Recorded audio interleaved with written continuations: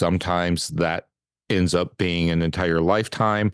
Sometimes that ends up being 10 years. Sometimes that ends up being 10 days. It doesn't matter.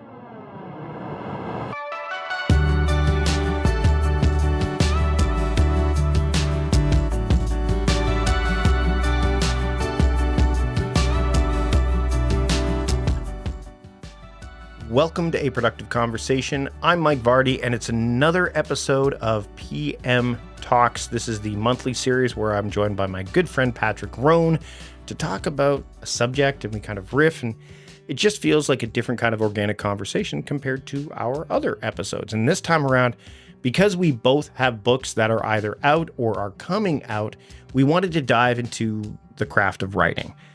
We talk about whether we have specific routines, some of the challenges that come with writing a book, whether or not writing a book alongside while you're blogging and doing social media, how that works, things of that nature, the validation of being a writer, so many different areas that we dive into this lengthy conversation.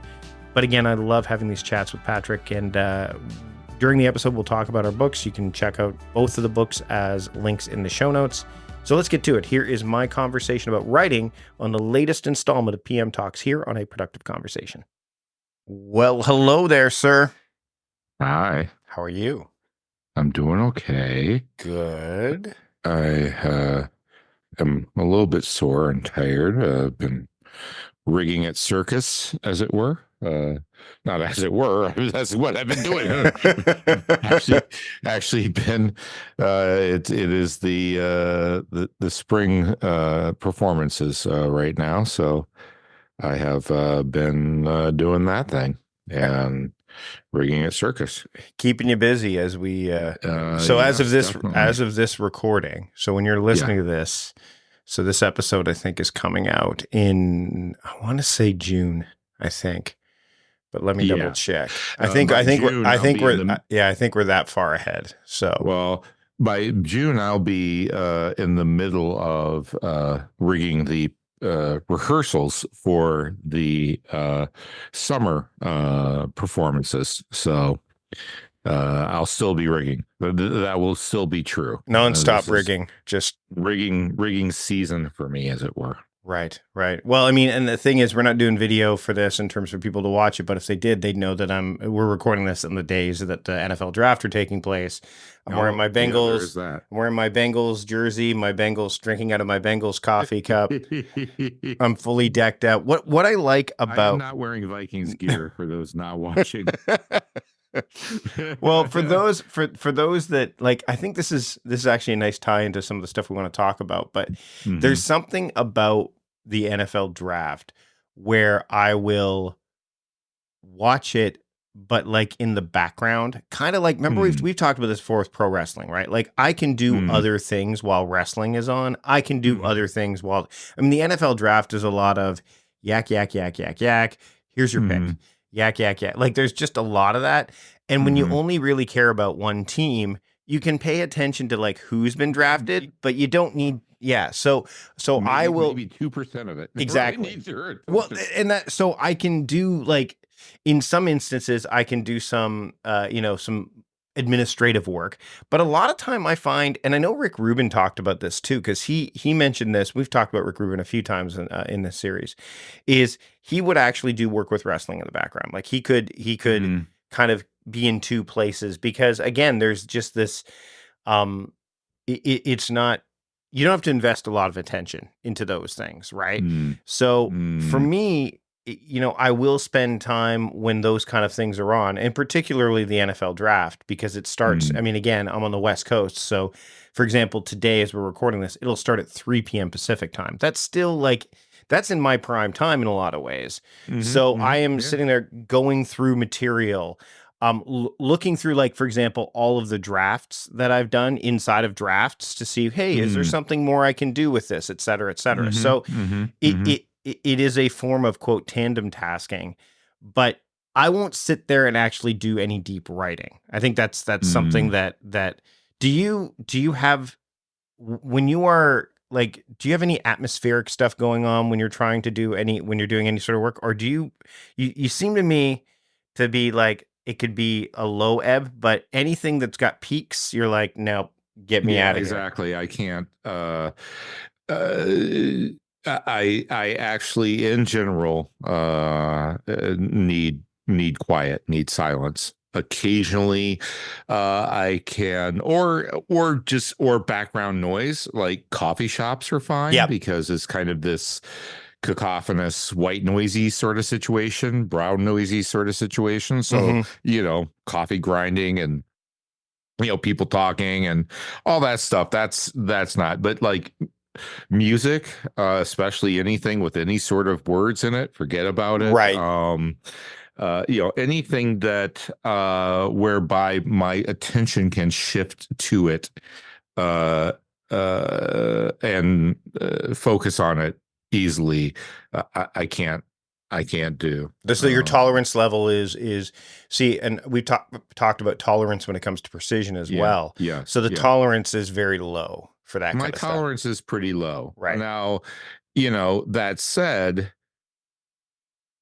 I also have what I like to call writing brain. Uh-huh.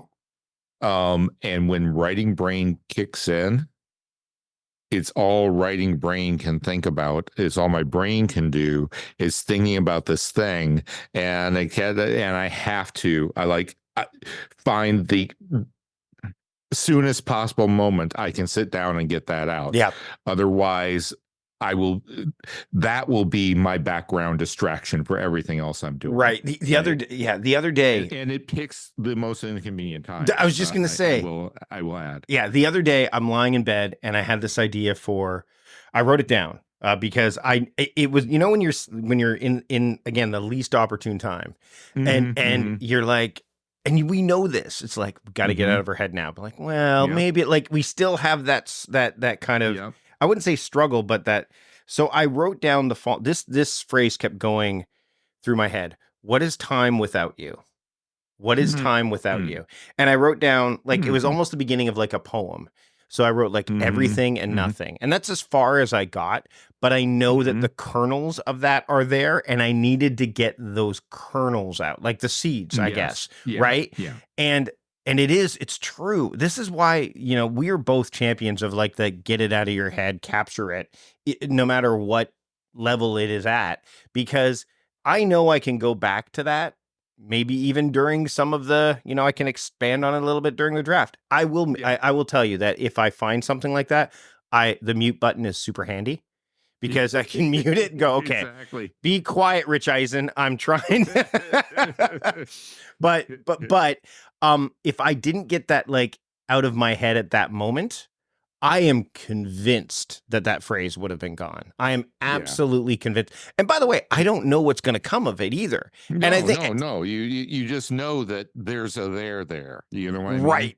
Right. And you can't judge it. It's the whole idea of like you write the crappy draft and then you leave it aside for a while and then you come back to it. You're like, okay, good. Well, at least I got that out. And now it's time to go through the process of refinement, editing, making sense of things.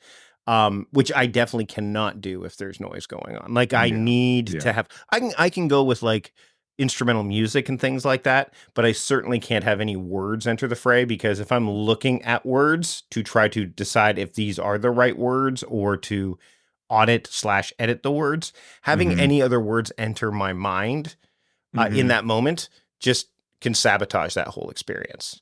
Yeah. And for me, I think we've discussed this before. I'm one of those weird writers where things pretty much come out of my brain fully formed, and there's not much revision or editing or anything like that I have to do after, as far as structure, intent, that sort of thing. I understand that that's weird and that most people don't work that way. But you edited the book, though. The new book. My brain works. The new book. Did you must have had to do some late editing for you. No, for there's sure. some level of editing. Yeah. Don't get me wrong. Right. Certainly there is. I could have phrased this a little bit differently. This particular line or sentence, or, I need to change this word to that word, or like little light edits like that. But I guess as far as like whole concept, It's there. It's Yeah. already there. I'm tweaking after that. Right. And those tweaks are relatively minor for the most part, right? Right. And so and especially that's because I tend to I shouldn't say it comes out fully formed. What ends up happening is that, I have the idea Mm-hmm. and it comes out of my head and I'm typing it in and I'm kind of doing that as I'm writing. I think everybody right? does that, even though you have a lot of people that say, "Oh, I don't even no." There is that. Do it as I'm writing. Yeah. But I mean, it's so it's hard to say. It's like it's part of the process, to me- right? To me, it sounds like you bake the cake gets baked. It's the decorating. It's like you know what I mean. Like because sure.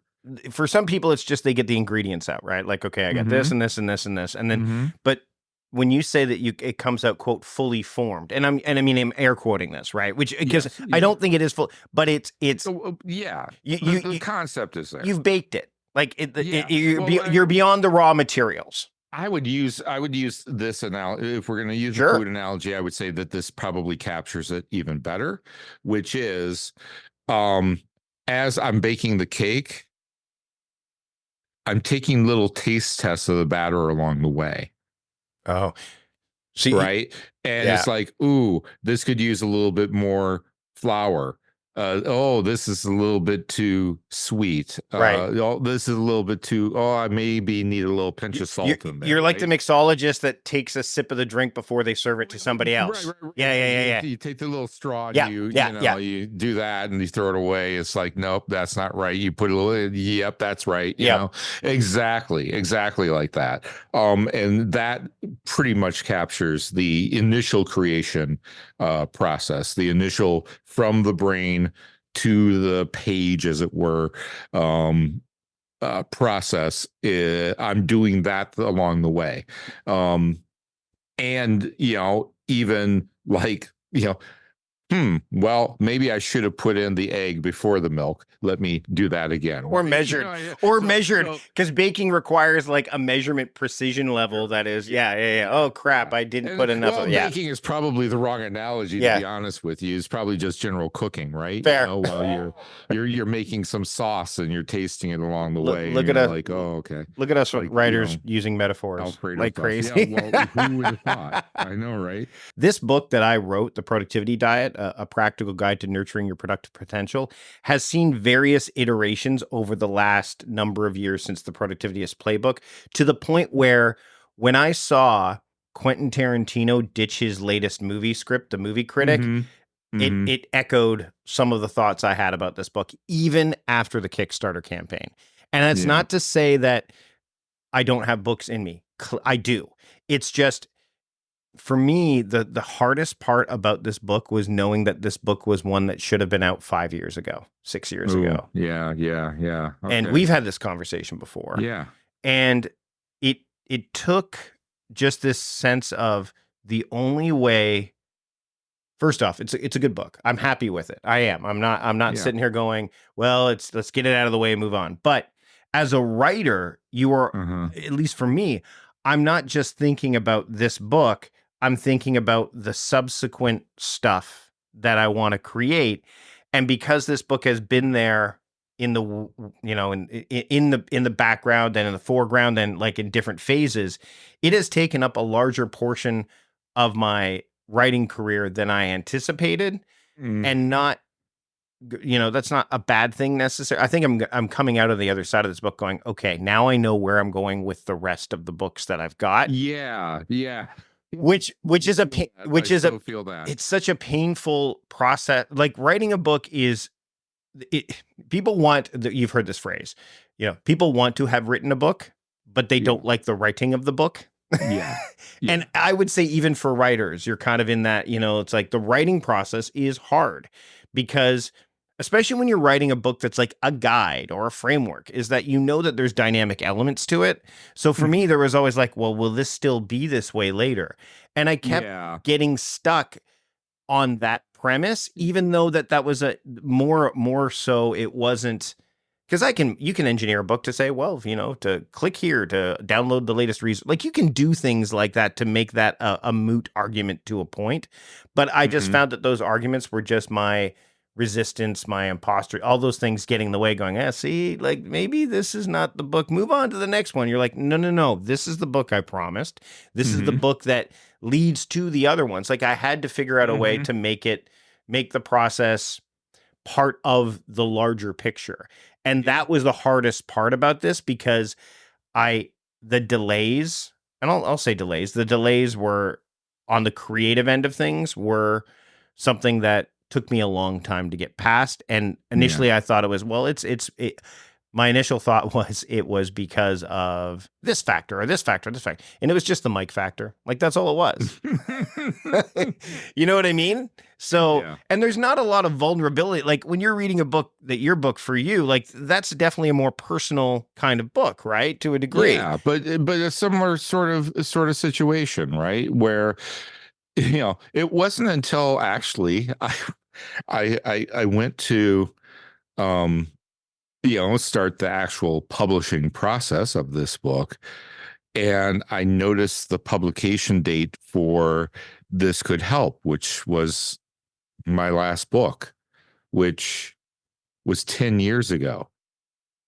Yeah. And that's when it hit me. That's when it's like, what the hell have I been doing for how was that 10 years ago? Yeah. And how could and that's when, like, the imposter syndrome began to set in. Like, how could I call myself an author when, like, the last book I wrote was 10 years ago? How can I call myself a writer even? This is just like, why am I even doing, like, and this isn't gonna, like, that big of a book. It's not that long. It's not that, it's like little wisdom. I basically, like, feel like this might as well just have been, come out of my rear end, Yeah. All of it just, like, started hitting me, and I was just so with myself, And then we forget that, like, James Clear has written one book and he's a best-selling author. Now, again, comparison's tricky, because there's another side of that comparison, is like, he hasn't had to write another book, right? You know what I mean? So there's that too. My cousin, Ralph Ellison, wrote perhaps what is considered, one of the great American novels, Invisible Man. He spent the rest of his life doing not writing a book. Harper Lee. Like, seriously, that's what he did. What are you doing, Ralph? I'm not writing a book. I'm trying to write a book, but I can't write a book. And I want to write a book, and I have so much to say about this. No, one book is all he wrote. One novel, his entire life. And he was a prolific writer. He wrote letters near constantly, like long flowing letters. I've got some of them sitting right over there. That he wrote to family members and stuff like that, right? I mean, he was constantly writing letters and constantly writing essays and constantly sharing his thoughts and opinions and writing for magazines and writing for this. He was a writer. Don't get it twisted. He definitely was a writer, but he only did one book, a book which many consider to be one of the greatest books ever written. J.D. Salinger, another example, right? Catcher in the Rye. Harper Lee wrote one. I mean, I know there was a sequel that was, but people are like, oh, well, there's a second. It wasn't even really a sequel. No, it was like the director's cut stuff that got cut. Yes, exactly. Right. And that her daughter later pieced together, was never meant to see the light of day.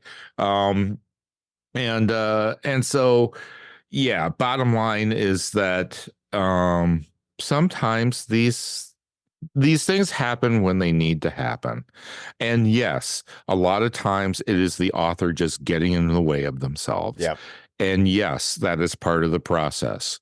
And yes, sometimes that ends up being an entire lifetime. Sometimes that ends up being 10 years. Sometimes that ends up being 10 days. It doesn't matter. It happens, and it's going to happen. And we as writers need to get over our belief that, like, this, like, the only time it's ever happened is to us, and therefore we are failures, and therefore, like, Mhm. like, Do you think? no, it's happened to the greatest. Do you think? Because you and I both have been prolific online, right? You write a lot for your blog. I've written a lot for Sure. my blog, social media, all that stuff. If we took even a second longer of a beat to say, this thing I'm going to publish, Oh yeah. is it? What if I didn't? What if it was part of the bigger? Because Yes. because I know, and I don't know if you feel this way. I know that when I would publish something, I'm like, well, there you go. I've written something. Yeah. I wrote today, which is fine, and I don't Yeah. think that there's anything wrong with that. But sometimes the act of, because blog writing and social media, all those things are different than book writing by Right. far. So, do you think that if we like, I mean, you've got someone like Cal Newport, great example, doesn't do Sure. social media, does publish his newsletter. So, that Yeah. does Yeah. happen. There is that. Yeah. But that's his writing is normally confined to the Yeah, books. to the books. Yeah. What do Yeah. you think Well, about that? yeah, and then here's a guy who also is a full-time professor at a very Very good point. a very big university, and constantly being requested for interviews, Got young kids, various subjects or whatever, has young kids. Yep. I mean, he has all of those things that say he should certainly not have the time to write a book. And that's how he makes the time to write a book, is by not doing the social media, by not turning every single thing he has to share into a blog post and putting it out there, by not taking the easy way out. The way he does the books is by doing the writing for the books, for the most part. Not completely 100% true, but certainly, Sure. I'm sure that is part of it. So my answer to that is yes. And as you probably know, I have long been a proponent of the idea of someone taking their various blog posts, yes, the ones that have already been published, and compiling them together under some sort of overarching theme, and putting those out there as a book, because by doing so, you allow us who are readers of yours and fans of your work to then be able to have a nicely curated backup, maybe if we've already read the work, or we haven't read all this stuff that, like, we just discovered your blog. We haven't read all this stuff that you wrote before, because no one does that. Mhm. No one goes back like, oh, wow, that's a great post. Let me go see what else they've written and go back Yeah. through the archives and spelunk and find 50 other things they want to read. Nobody does that. But if someone does that for me and tells me the things I should pay attention to on their blog, and they have conveniently published it in a book, and that book is $15, that's a no-brainer. I'm buying that book. What if this is a crazy idea that I just thought of as you're talking about this? But yes, like, I mean, obviously you and I, like, and by the way, not just blog posts, because I've written email broadcasts that never went on the blog. They just went to my email subscribers. Yeah, what if, and I'll use myself as an example, what if I compiled all the ones that I thought were really good? Like, I actually did a, and had data to back it up, because Google will tell you, hey, these are searched more common, et cetera, et cetera, et cetera. And again, using that in an empirical and anecdotal sense, because sometimes Google just goes, well, like, for example, my most popular blog post is the one email that you must send before you go on vacation. Yeah. I don't know that warrants going in a book, right? It might, but it depends on, it depends on the content. Yeah. If it's all about like how to email, like how to do email, it could go in that, right? Like, that would make sense. But what if you had, and this is going to fly in the face of what Rick Rubin says about the audience coming last. What if you compiled like a list for your most ardent readers, people that you would know have read you for a long time, or maybe even your like, you sent like, here is a compendium of blog posts / broadcasts that I've written.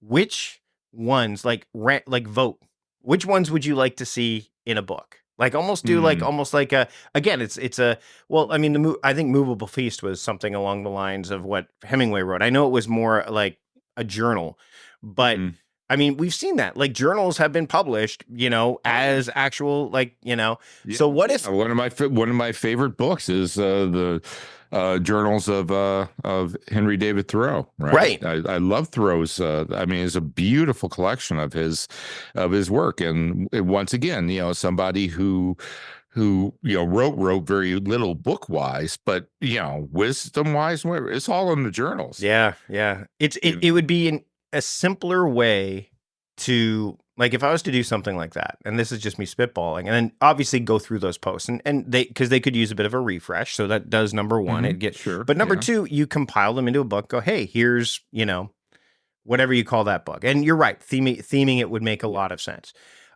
That almost by putting that out there, even and selling, it gives you as an author. Because authors aren't doing this. I mean, if you're writing books to make money, yeah. What? There's only a very small handful of people that are doing that, and I can tell you they're not making money on the book. No, and they're making money on the other things, the speaking, all around the book, everything. In the same way that that recording artists don't make money from albums.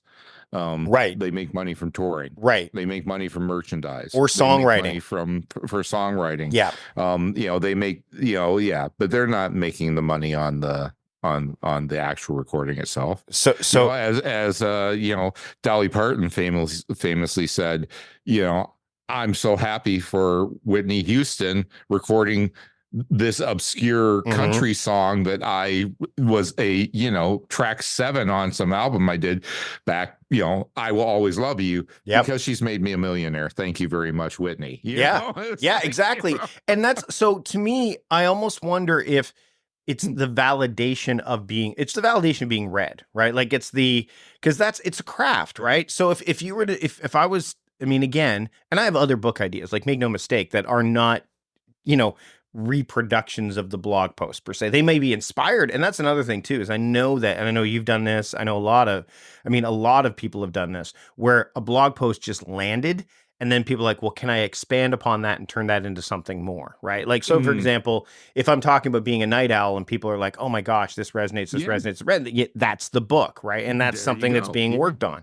Right. But also, again, when it comes to, so again, for the productivity diet, I mean, initially, there was a book that was supposed to come out a few years ago called Time Crafting, a better way to get the right things done.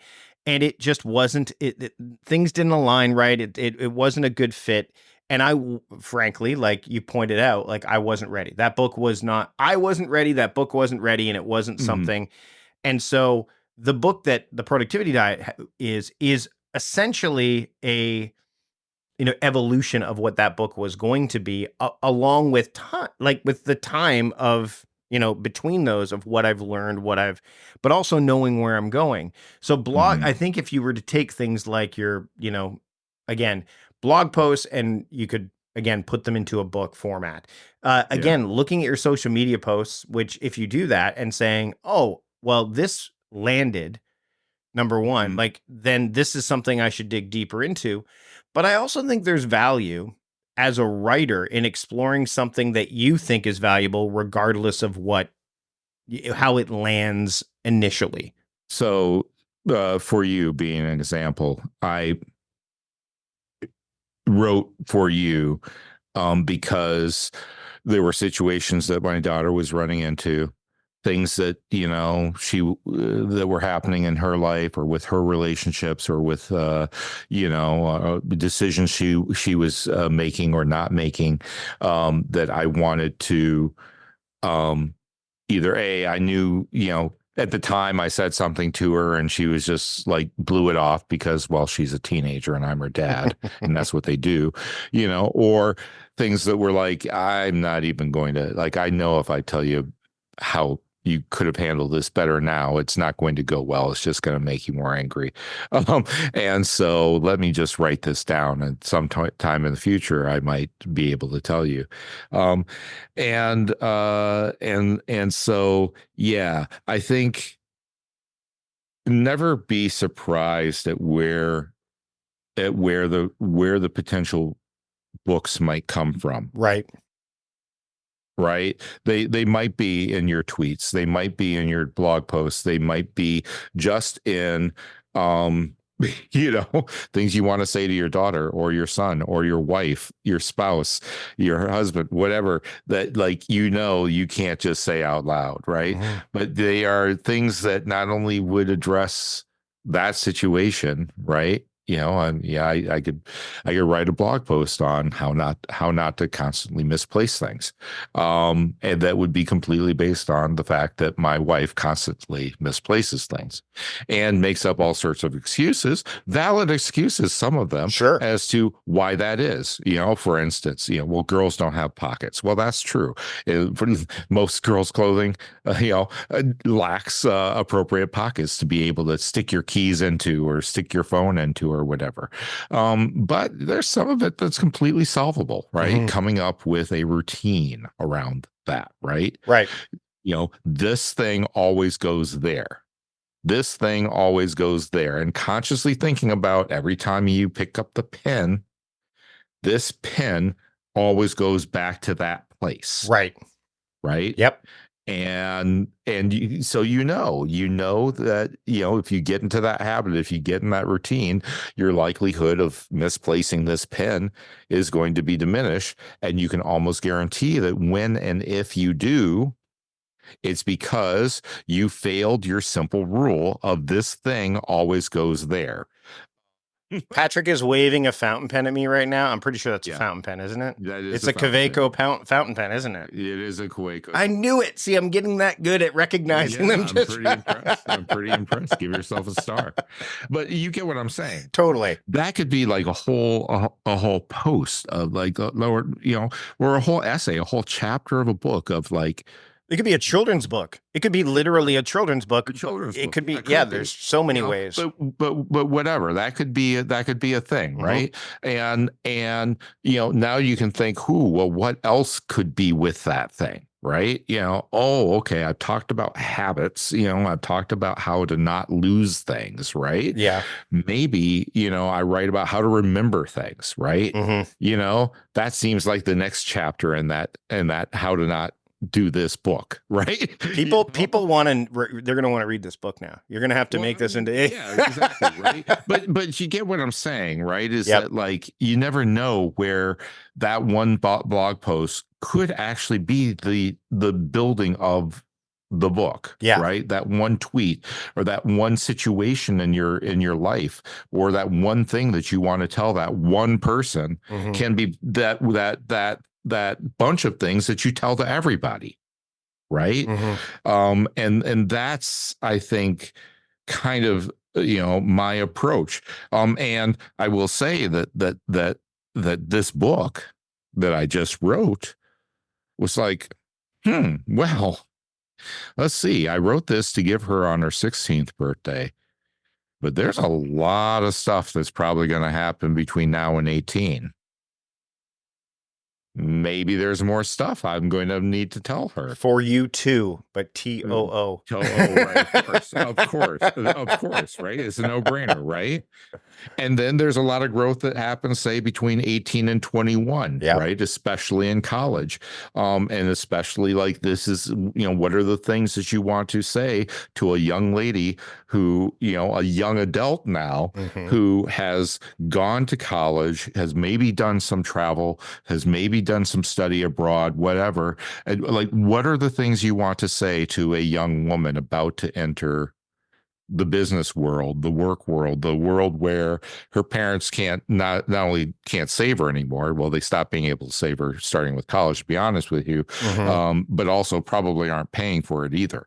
Right. Yeah. You know what I mean? And like, what things do I think she will need to know then? And what situations has she already been through that I need to address? Right. And so, I'm automatically, because of this one thing, now thinking about two other things to even go beyond that. Right. Yep. I actually have, and you can't see it right now, but, I wanted some of those apothecary style drawers, like the library. And so my daughter went thrifting. I said, if you can find something like that, like at the thrift store, and she said, I can't find that, but look what I found. And she found like those old cassette tape drawers, that Oh, we used to yeah. have. And I'm like, Yeah. that's perfect. Just grab, because it was, first off, they'd be inexpensive. Secondly, Right. it's, I mean, I think it was like $6, but it was a 3-drawer one. I'm like, Yeah. perfect. So I have one that has all of the stuff for the productivity diet in it now, related to the like anything related to that book. That is, it's not so much the notes, but it's like quotes and things, because I've pulled stuff out, kind of like, how Ryan Mhm. Holiday has the commonplace books and he has Mhm, his mhm, system. mhm, But then the mhm. next 2 drawers are for notes for the next ones. So I just deposit the notes in there. Yes, I have them Mhm. in digital form as well.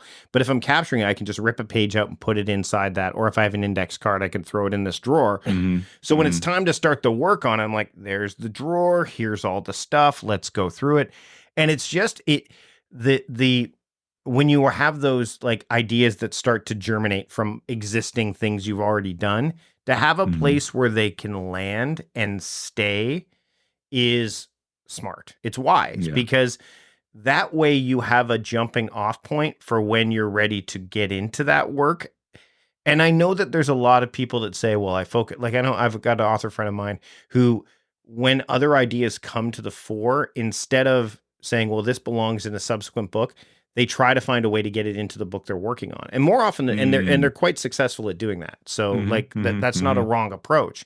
But for Mhm. me, I think once I get into that space of, this is what the mission or mandate of this book is, any um what do they call it when you have what do they call it when stowaways, any stowaway ideas that try to get on board, no, you're on the next boat. Like, that's the Yeah. way I kind of look at it. Yeah. And to me, that's helpful, because otherwise, I mean, and I got stuck with this one anyway, but I get more stuck, because then I'm not. Because it's like, well, maybe I'm not done yet. Exactly. And the thing is that the one thing that I think is I mean, I want to ask a couple more questions around the habit of it, but I think the one thing that I I str I find challenging, and I'm getting better at it, is knowing that once the book is out there, it's not your book anymore. Yeah. Like, you don't Yeah. get to decide that. Yeah. And you don't have any agency. You have agency over the process until whatever, Yeah. no matter if you're getting it published, then that's a whole other thing. But if you are Yeah. going through the whole phase yourself, like I'm doing with this, what, like I've been doing with the productivity diet, once it's out in the world, that's it. Like, Yeah. Yeah. there's nothing left. Yeah. Especially if it's a physical thing, right? Hmm. If it's like a book, a paperback, or I mean, like the more traditional book, Yep. right? It's like, all that thing I wish I had put in there. Oh shoot, I wish I had, I had done more of this. No, I'm sorry. Yeah, everyone wants Too to. late. Everyone wants to read the back nine. They're like, "You wrote the front nine. You're gonna write the back nine now." I'm like, "That's a possibility down the line, but I don't golf, and that was pretty apparent when you read the front nine. Like, I did okay with it, but where it says write what you know, I wrote what I knew, using something as an analogy or a metaphor Yeah. that I didn't know, and that was kind of like the. Yeah. I think that was the challenge with that book, Yeah. which I won't make that mistake again.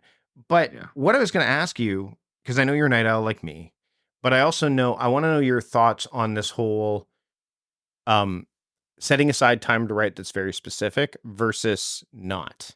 Like, Oh. so what I mean by that is, I think when people hear that advice, or and they're writers, they go, okay, well, if I'm going to write from 9 to noon, then I have to start writing at 9 and I have to end at noon, like the actual act of writing. But I think there's more nuance to that. So I want to know your thoughts on, Yes. if you do set aside time, what that looks like, and if you don't, what does that look like?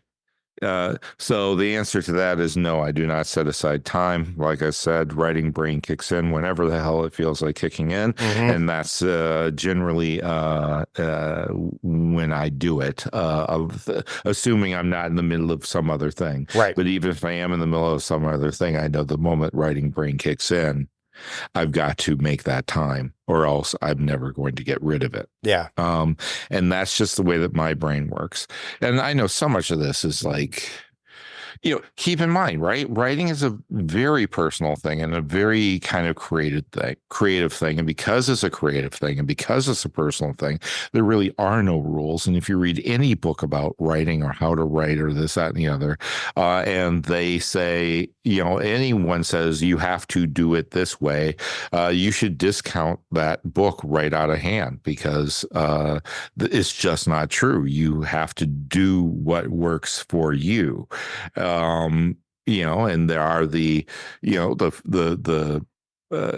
Stephen Pressfields and whatever who are like, just put your butt in the chair and you just like get your blank page and you just start writing and it'll all be crap, but somewhere in that crap might be, yeah, sure, that works for Steve. Great for him. I'm glad it does. But keep in mind, that's his process. That's not the process. Stephen King on writing, different process. Yep. Right. Yep. List can go on and on. Anne Lamott, different process. Right? I'm just looking at the thing is, I remember this old story that I heard once. I can't remember where I heard it, but it was the idea of the husband and the wife would go to work every day, and the husband was a writer, and she'd come home and she'd see him looking at the window like every day when she'd come home from work, and she just let it go. And then about 3 or 4 days in, she finally said to him, she goes, "Look, I'm out working and you're not writing. Like, what are you doing when you're looking at the window?" He goes, "I'm writing." So there's no, just because you're sitting in a chair or standing at a desk with I have my free write and I see it here and it's it beckons me from time, it'll beckon me when it's, but this whole idea, and I do love Pressfield's work, and I love my free rights back here, by the way. Yeah, you have the legitimate free rights. So Patrick's showing me all of the typewriters. He's trying to catch up to Tom Hanks and John Mayer with his collection. Do you remember when sidebar? Do you remember when Tom Hanks had the app for the iPad called Hanks Writer? Yeah, HANX. Yes. And actually, I don't know if it was him or if it was somebody that made it. Someone made that, and they called it X because that way.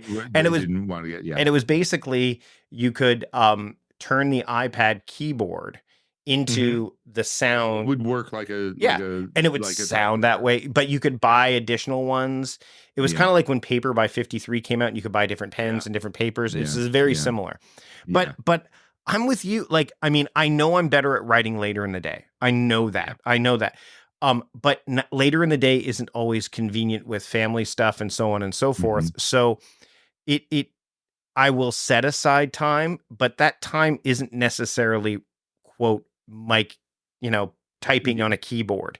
Sometimes it's just fleshing out an idea. Sometimes it's, sitting with a pen and paper and just mapping things out. Sometimes it's, so writing takes so many different forms. Well, and gosh, you just gave me an idea. Maybe I should experiment with that. I should run an experiment where I actually do set aside the time to do it, specific time to do it, and see what happens. See, because I say, what works for me, and I don't expect it to work for anyone else. But what happens? What happens if you try on someone else's working style? Right. Yeah. Do you find that, oh, well, this really works better? Or do you find that I just sat there on my ass for a couple hours and did nothing? How does,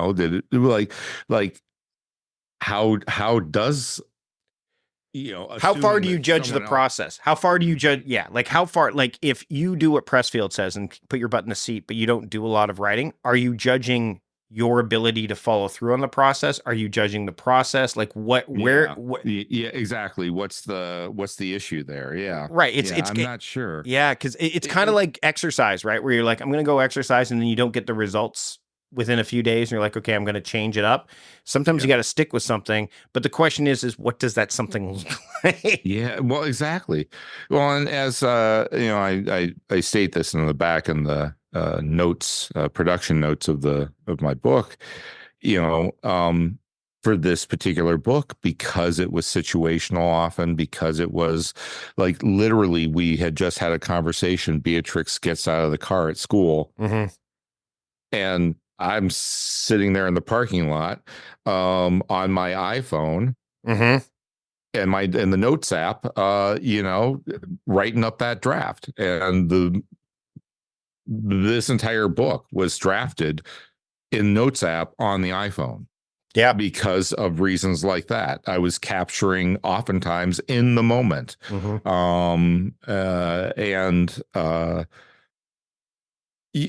And responding to something that literally was right in front of me. And so, uh, yeah, There's no right answer to this either. And there's no right answer. in some instances, like for example, when you're writing in several different places, and collating becomes part of the process too. You're like, okay, I'm bringing all that stuff, which is not sexy work, but it's part of the work. Well, and for this particular book, I actually had my friend Annie Mueller, Yep. who's just fantastic. She's one of my favorite writers, actually. And she's a lovely human being. And she's so damn smart and so damn funny and so darn beautiful. And I'm so just enamored with her in a million different ways. So let's link to her in the show notes. Well, we have an episode with her in the show notes too, so I'll link to that as well. Great, Yeah. And so, yeah. I actually, had her go through the initial draft of this book and help put things into an order that made sense. Mhm. And so she's, largely responsible for its sense, its continuity, its collation, Yeah. its arrangement, Yeah. and that was hugely helpful and absolutely key, because this was, kind of these disparate things, all boom, boom, boom, boom, boom. She helped to put them into an order that made some sort of sense for the overall points I was trying to get across. Well, I think it only makes sense for people listening to pick up both of our books. Yours is available now. Yep. And mine is available for pre-order. So we will link to them in the show notes. Sounds great. And Patrick, where can people keep up with the work that you're doing when you're on social media barely. Very, very, very barely. But I am active on microblog, which is social media-ish. Yeah, it's like Tumblr in a way to a sort. No. But I would say that's probably the closest description, but a lot less kind of graphical, memey sort of thing. But certainly that's probably the closest description one could make. But I highly encourage people to check it out, because I believe what Manton Reese has built is really kind of brilliant. Essentially, imagine if the comments, if you were able to make blog posts, and the comments on those blog posts was all within a kind of a social media timeline that had other writers of blog posts, and saw those comments on blog posts, right? So helpful comments, helpful and not spammy comments. No. And that's the beautiful thing, right? Is there's a real community of folks that really want to be there, really like microblog as it is.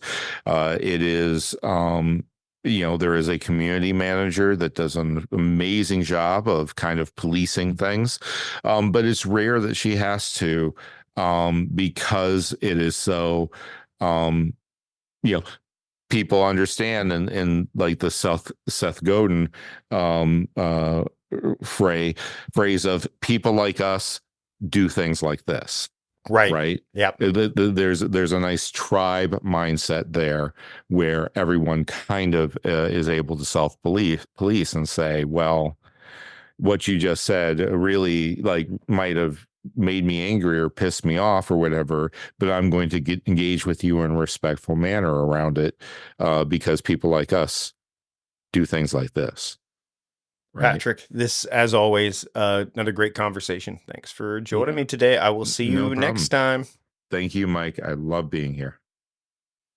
Thanks to Patrick for joining me. Again, you can find all of the relevant links, etc., that we discussed, including the links to both of our books, For You, which is Patrick's book, and The Productivity Diet, A Practical Guide to Nurturing Your Productive Potential, which is my book, over at productivityist.com/podcast 531. You can also check out the show notes wherever you get your podcast, the podcast player you're using. But that's another way to help out the show, whether it's this specific series that you love or all of the episodes that we love. Subscribing to the show is the best way to keep up with what's going on with the podcast. Easily search through the archives of episodes you may have missed, including past episodes of this series and so much more. Again, just hit the subscribe button, whether you get your podcasts on Spotify, Apple Podcasts, even YouTube.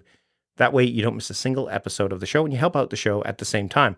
Another way to support the show is to check out the sponsors that you heard interspersed throughout our conversation today. Go to productivityist.com/podcast sponsors.